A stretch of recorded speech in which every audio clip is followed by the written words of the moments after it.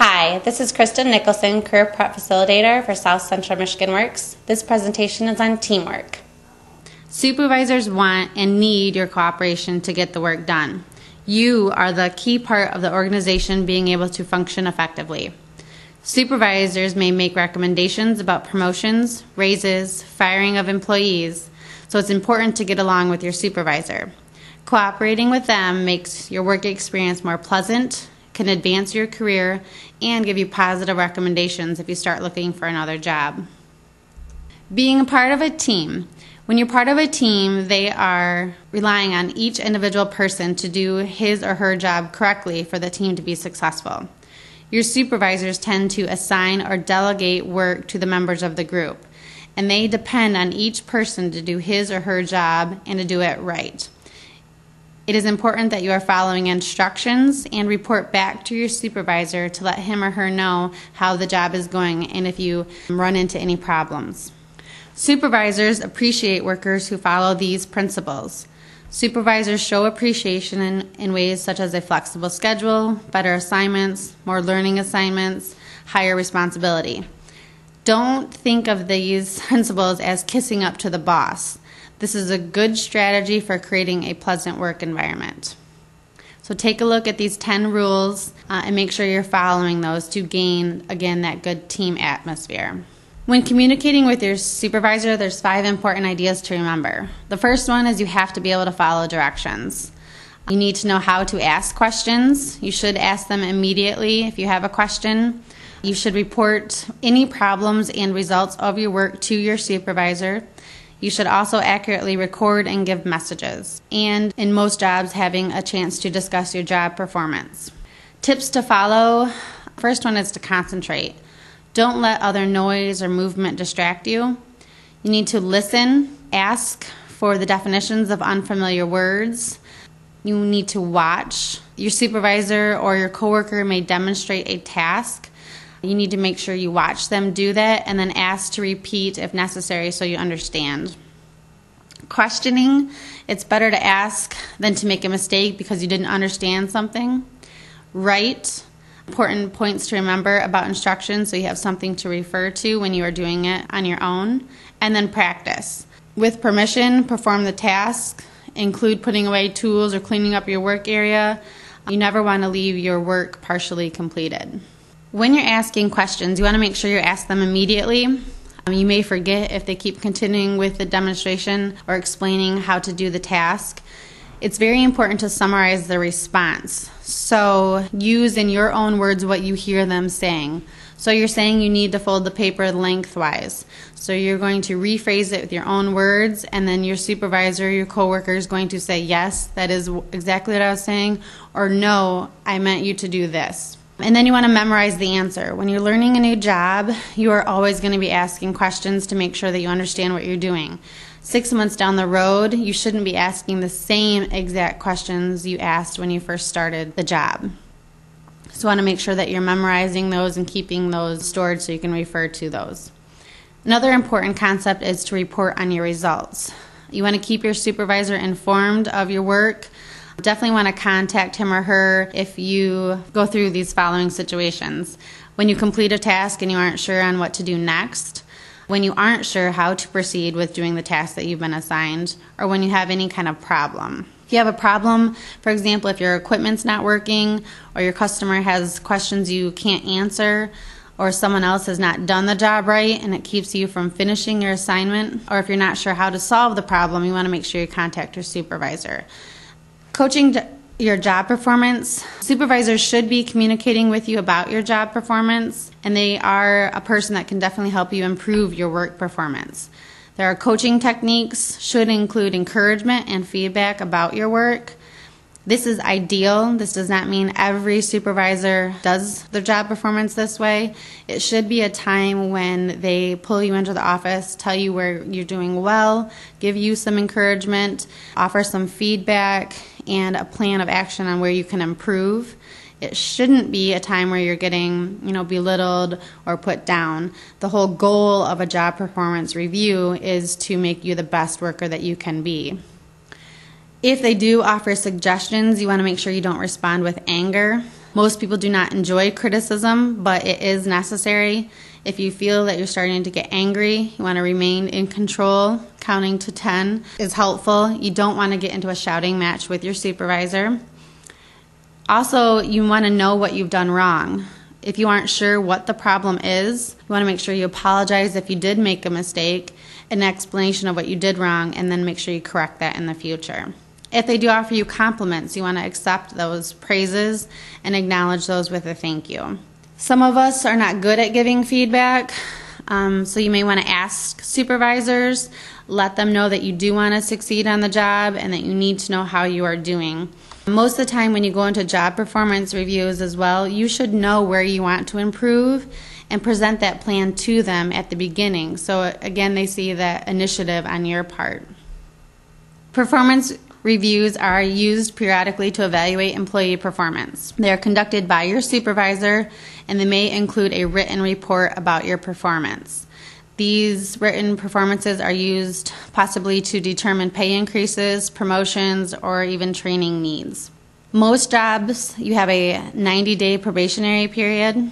You may have a review the 30th day, 60th day, and 90th day.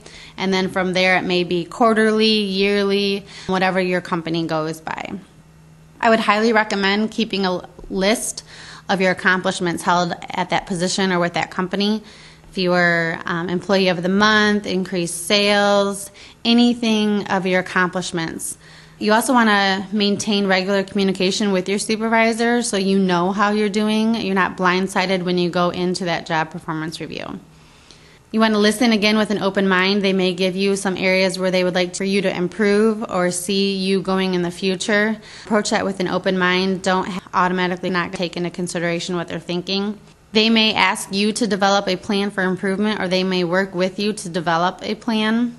You want to make sure whenever you develop any kind of plans that you implement them and then that you're realistic about your goals. You don't want to set a goal that's too high and unrealistic for you to succeed, but you also want to challenge yourself and not set goals that you are going to succeed. Some disciplinary action may be used when your work performance or your behavior may be unacceptable. It is your supervisor's responsibility to address and advise you on appropriate performance. If the problem is identified, communicated with you, and then not corrected, you could face additional disciplinary action, usually after the probationary period is over. If you are on your probationary period, you might be dismissed without warning. Actions taken will depend on the seriousness of the violation. There are 5 common disciplinary steps: oral warning, then there's a written warning, a suspension, dismissal, and immediate response. Not all organizations follow these steps. If there is a written company policy regarding the disciplinary action, then the policy should be followed. You want to make sure you practice the following 6 behaviors to satisfy your supervisor's expectations. The first one is to be truthful. If you make a mistake, don't try to cover it up with a lie. They're usually discovered and can be grounds for disciplinary action. The next one is not to extend your breaks. Normally you are allowed 2 short breaks, 15 minutes perhaps, one in the AM and one in the PM, and either a 30 or 60-minute lunch. Could cause problems for you if you do not return when expected. You may have customers that are waiting on you. Another worker may be unable to do their task or take their break. Others might not be able to finish their task until you complete yours. So you want to explain to your supervisor if you can't get back from your break on time and have a good reason. Getting your work done, being cooperative. Someone can't work on a scheduled time. You need to be willing to change your schedule if possible. Help with a task that isn't normally your responsibility. The next one is to be adaptive. Organizations need to change as the world changes around it. Resistance to change occurs for some employees. The fear of the unknown, inability to see the bigger picture. Adjustments for people are usually difficult, but life is more pleasant when you learn to adjust rather than resist. Think of the positive things that may result from the changes. And the last one is to take initiative.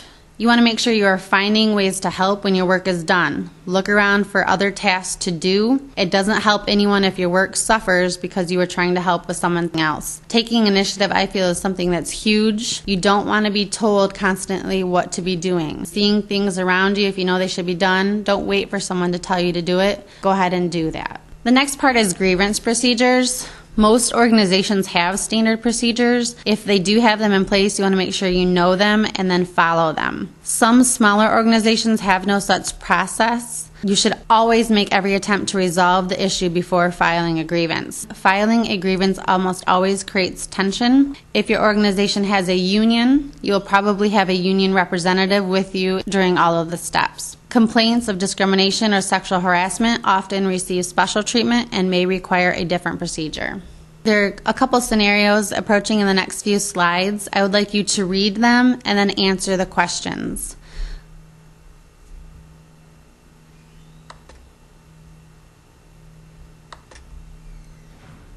When you're working with other people, you are going to have some conflict and you're going to have to be able to resolve problems. Here are some suggestions to keep conflicts to a minimum. First one, don't accuse. We all make mistakes, we're human. Don't use the attacking you words, but use I statements. So I feel, I think, I am to start your sentences.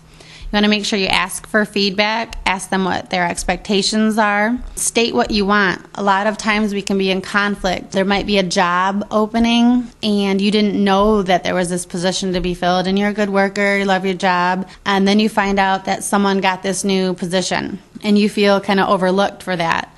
You need to make sure you communicate with people, let them know what you want. Final one is getting a commitment. With this one, you might not be able to get exactly what you want. They may need you in a certain area. So you want to make sure, again, you have communication with your supervisor. They may say, okay, we can't do it right now, but let's revisit this in 3 months. And some compromise is always necessary when you're working with different people. You are always not going to get exactly what you want versus they're not always going to get exactly what they want. So that compromise and negotiation skills are very useful. Most problems can be solved using these techniques, however, some problems cannot. If this does occur after you've tried doing all of the above steps, you might need to file a grievance. Getting along with your coworkers, it's difficult to be a part of a team if you don't know how to get along with other members. Teamwork is a very important skill that takes a lot of patience. Everyone likes to be respected for their skills and knowledge, but respect doesn't come right away. If you do your job well, your coworkers' respect for you will increase over time. So some tips to earn respect. First one is to know your position, know what is expected from you. You also want to accept good-natured teasing, do your fair share, don't do other people's work, and know how your team functions in with the whole organization. The interpersonal skills of teamwork, you want to make sure that you are constantly listening to others. Listening is more than just hearing them. You want to practice active listening. If you were asked a question, you could rephrase that again in your own words. You want to make sure you're supporting all your coworkers' efforts to do well and to complete tasks. You may differ with others in a manner that is constructive rather than defensive. So again, it's important to use the I statements versus the attacking you statement. And it's definitely essential to have everyone participate equally in group discussions. When you work with people, you're going to work with diverse groups. There is a whole presentation on diversity, and we're going to meet some other points during this presentation. Diversity in organizations or different teams is a good thing. Strengths of one overcome the weaknesses of another, which creates a balanced, stronger team. We're going to talk about how people differ from one another in 3 ways: preferences, temperaments, and individual characteristics. Preferences are values that we give to ideas, things, or people. Which category do you fit in? List what you value most. Note which category has the most listed. Effective work teams include people who have values in each category. Each person's values contribute to the team. Each set of values is sometimes positive and sometimes negative. You learn to appreciate the differences and be tolerant of people who hold different sets of values. So look at the list. Are you a traditionalist, humanist, or pragmatist? Temperaments are the way you feel, think, and react to the world. There are 4 different classifications of temperaments. There's the optimist, the realist.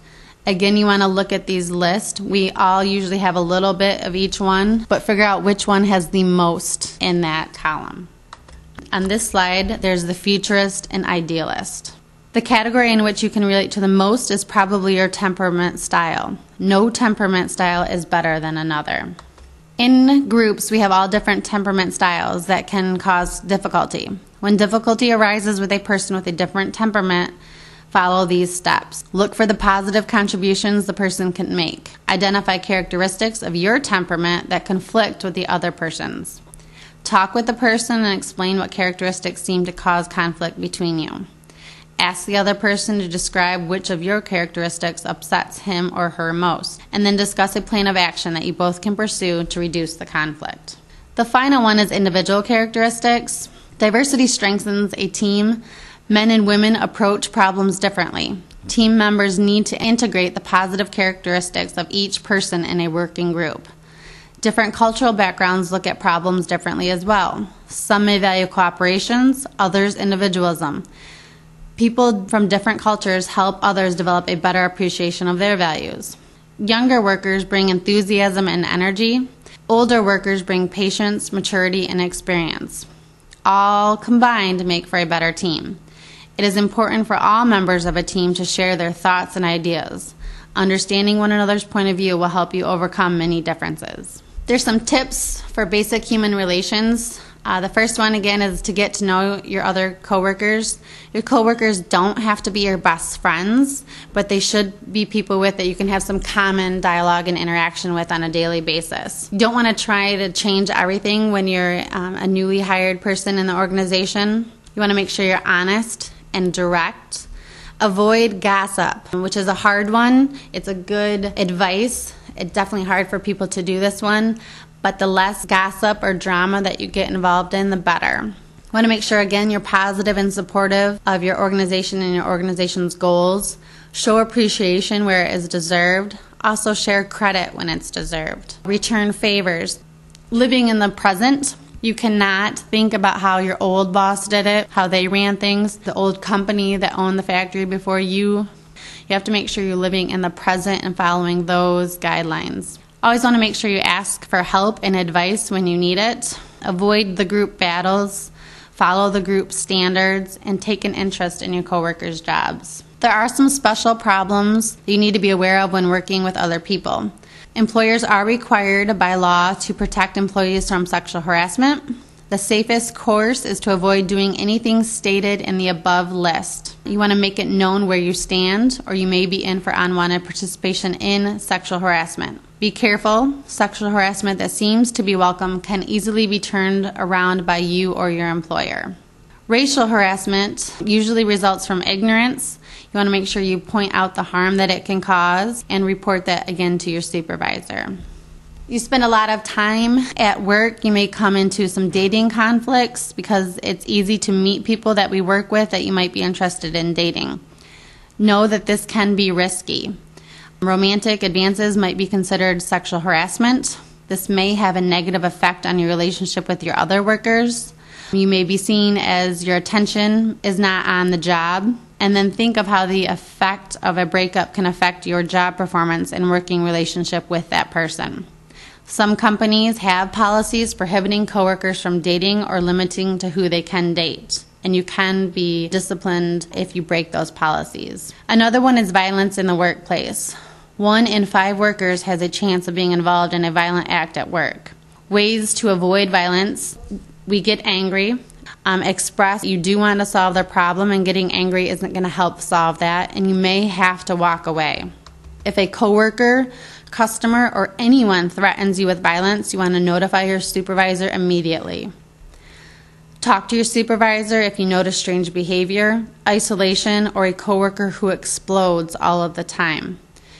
You also want to make sure you follow all security procedures, keep doors locked, don't allow strangers into the building, wear ID badges. You want to make sure you learn guidelines at your workplace and follow them for your own safety. The next set of slides are federal laws. Understanding your rights. There are many things that the law requires an employer to do for employees. If you think your employer isn't following the law, you should respectfully discuss this with your supervisor. If you are not satisfied with the answers you get, you may decide to contact an elected official, your mayor or state representative, to find out what organization to contact to answer your questions. Please note, reporting these concerns may cause serious problems for your employer, so you should carefully consider the results of your actions.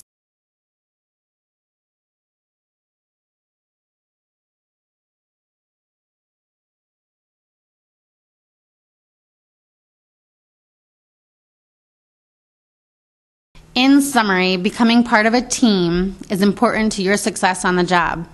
Your relationship with other workers will affect your performance. Your contribution to the team will influence how your supervisor appraises your job performance. Getting along with your coworkers is not difficult. It takes an understanding of yourself and an appreciation of differences between people. Finally, it takes a common sense approach to human relations. When all else fails, treat your coworkers as you would like to be treated. You have now completed watching the presentation. On your job search logs, in the results section, please put the name of the presentation and give yourself a half hour. Once you've completed presentations, you will need to go into the Service Center, asked to take the Employability Skills quiz. You will take the corresponding quiz that lines up with the presentation that you have just viewed. Once you have completed all 10 presentations and taken the corresponding quizzes, and also did the in-person information technology class, you will have earned your Employability Skills endorsement. Remember, this is an endorsement to your WorkKeys test, so you will want to make sure that you complete all 3 actual WorkKeys tests to get your whole National Career Readiness Certificate. If you have any questions, comments, or concerns about these presentations or your hours, please see your career manager. Thank you.